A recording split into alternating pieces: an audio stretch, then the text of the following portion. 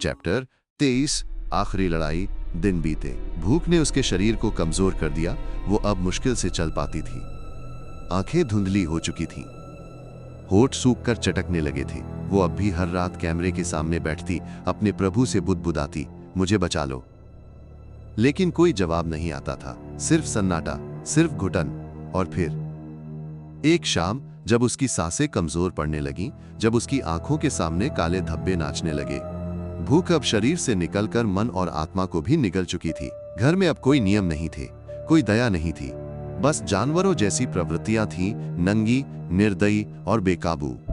रोहन और उसके साथ बचे हुए कुछ लोग, नताशा और सुहास, अब पूरी तरह हैवान बन चुके थे।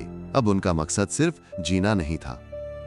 अब ये एक अंधा वहशी खेल बन चुका था जिसमें वे अपनी भूख और विकृत इच्छाओं को पूरा करना चाहते थे। वे अब श्रेया को अपना अगला निशाना बनाने लगे थे।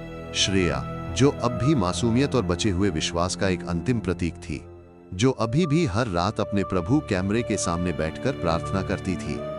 रोहन और उसके साथी अब खुलेआम उसके बारे में बातें करने लगे थे, अपनी गंदी योजनाओं को फुसफुसाते हुए तय करते थे। कैसे उसे अकेला पकड़ा जाएगा, कैसे उसके साथ अमानवीय कृत्य किया जाएगा। पहले ही काफी नौजवानों की गंदी नजर उस पर थी। सपने में न जाने कितनी बार वे उसके साथ वो गंदा कृत्य कर चुके होंगे। वो कृत्य अब उन्हें हकीकत में करने को मिलने वाला था।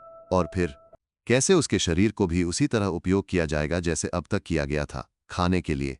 उनकी आंखों में भूख नहीं थी, अब वहशी दरिंदगी थी। नैतिकता, करुणा, मानवता सब मर चुकी थी। श्रेया, जो अब भी अपने नन्हे विश्वास की लौ को जलाए बैठी थी, इस आने वाले तूफान से अनजान थी। कमरे के एक कोने में बैठी वो अपने प्रभु से बुदबुदा रही थी, मुझे बचा लो, मुझे देखो, मुझे अपनी गोद में ले लो। लेकिन उसके चारों ओर अब शिकारी मंडरा रहे थे और हवा में अब बस एक भयानक साजिश की गंध तैरने लगी थी। चैप्टर समाप्त।